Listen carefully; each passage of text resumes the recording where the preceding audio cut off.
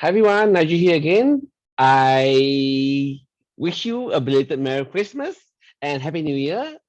If you can tell, I actually hadn't been uploading videos for a while, and that's because I took some time out to be with my family, to be with my children, my wife. There's a lot of transitions from 2021 to 2022. My oldest daughter is going to primary school right now. So today's the first day. And then my son was transitioning from N2 to K1, And then we're also planning to move house because we're moving closer towards the school. They're trying to get my boy in, right?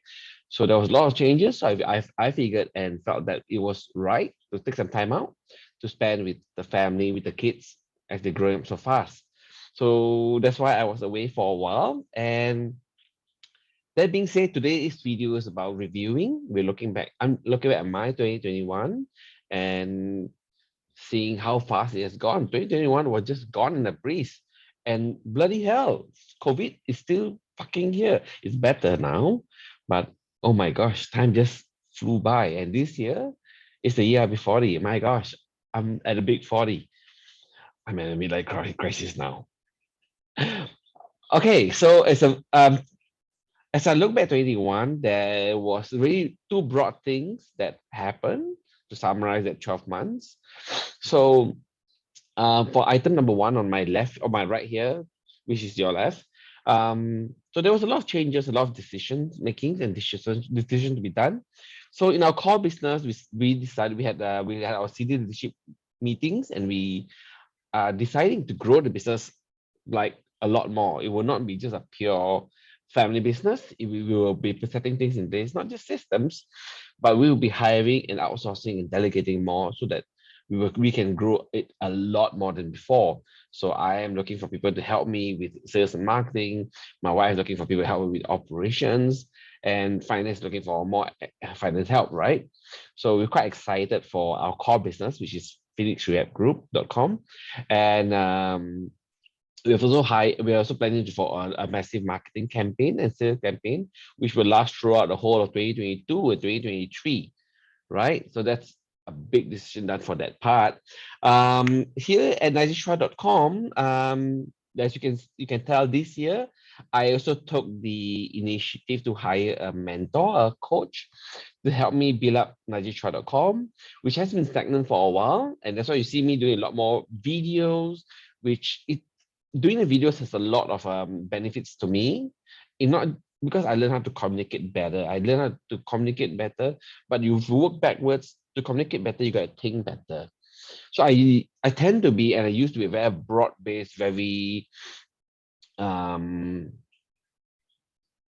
quiet kind of nature because I'm very rather fairly reserved given the nature. I'm an introvert, but learning how to share my points, share what I'm thinking, and dealing with trolls. Oh my gosh, I was just sharing the other day, in Reddit that how that I learned when my father passed away. I learned how to protect my time a lot, and this fucker just said, "Well, you made it up, or you're just sharing shit here." Then I'm like, my gosh, I'm just sharing with you what I've learned. And there you are just trolling. But I realize it can be accessible in the world or in Reddit, wherever, right? So it's also teaching me how to navigate the world of communicating more. So as you communicate more, you will meet more snarky people, you meet more trolls, right? But I'm really excited about ninjachua.com because I think it's one of my meaningful side projects or meaningful life projects that I will be embarking on that I'll share with you in item number two later. Also, we decided to have a third kid. So my wife's pregnant. Yay! So the EDD, the estimated due date, delivery date is on in March 14. But if baby's really big, we might bring the baby out early. The baby's a boy, by the way. I love boys. I love girls. As long as they're healthy, mother's healthy, I don't care. So both I'm cool with both, right? So my wife's more tired. So we're planning to get her to step back a bit from her clinical work. She's a physio. I'm a hand therapist. So then we can people to replace her. And so I'm looking forward to the baby boy that's coming out. He's my number three. My first is Olivia, girl. Then there's David, which is number two. Number three is boy. We haven't figured out a name yet. You got any good ideas? We like Josh. Josh Chua sounds nice, but we haven't really decided yet actually. So as long as the mom's healthy, the baby's healthy, I'm fine. So that will be sometime in late in Feb. Oh, I didn't include inside that we are moving house as well. As I told you earlier, we are moving from Sengkang to Woodley, so to get closer towards the school for my boys, which will be St Andrew. Hopefully, we can get in 2 years' time. I think number 1.4 is investing. So this year I made a lot of changes this year. So I've been getting back my Walton investments. You can see Walton investments. So we invested about 150 grand in Walton, I think over the last 10 years. And it's just slowly money is coming back in. There's some growth, some loss, but net growth. So it's good to see the fruits of Walton coming back. I sold off all my stocks this year to invest a portion, the small bag with St. James with my friend Aaron. So I'm just monitoring that one. If that works out well, he was saying that we can get about between 7 and 9% per year. And if that works out well, I might actually just pump all into St. James or a wealth management company so I can outsource and delegate investments for myself. That is Walton, that is St. James Wealth Management. Also for cryptocurrency, I liquidated a bag of my holdings into USDC to stake, and that's giving me some nice cash flow for, I can pay off some bills and some meals, and nothing big, can't retire on that yet. It's a good sum, but we can't retire on that yet. Um, and that's what's happening on the investing side. That's for pure investing. Most of my time and my effort is spent on Phoenix Rehab and Nigeria Chua, other than my family. Last year, 2021, I also had a lot of health scares. I checked my prostate out. I just checked a lot of my organs out. And good news is that all my organs are doing really well.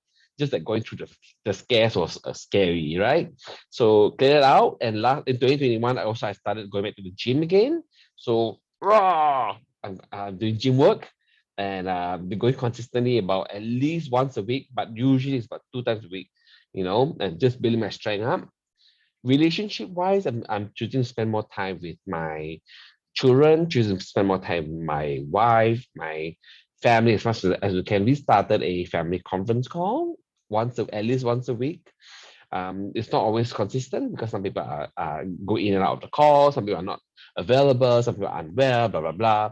But it's a start, right? So that's what more or less happened in 2021.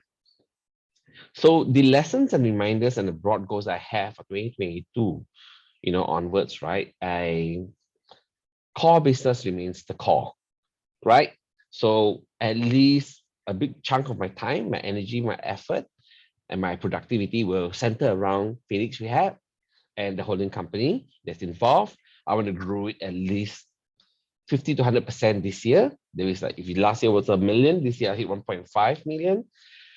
That will be my core focus for my core business. Obviously, it's the core, right? And then I will be working on my side projects. And I have a reminder to me that side projects still are important because it's the side project that can give you more meaning in life or give you more options in life when you earn more on your side projects.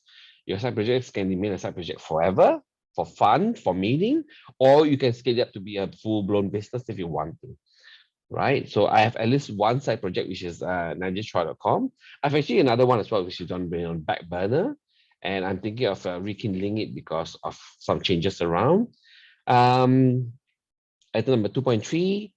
So 10 years ago, actually, how many years ago did I start my business? 2008. 2008, that's what, 14 years ago. 14 years ago when I started my business, I started a lot on a book called Rich Dad Poor Dad by Robert Kiyosaki. And he was very strong. What my lessons I learned from Robert Kiyosaki's Rich Dad Poor Dad is that it's two main things, right? Assets put money in pockets. And that process is called being cash flow positive.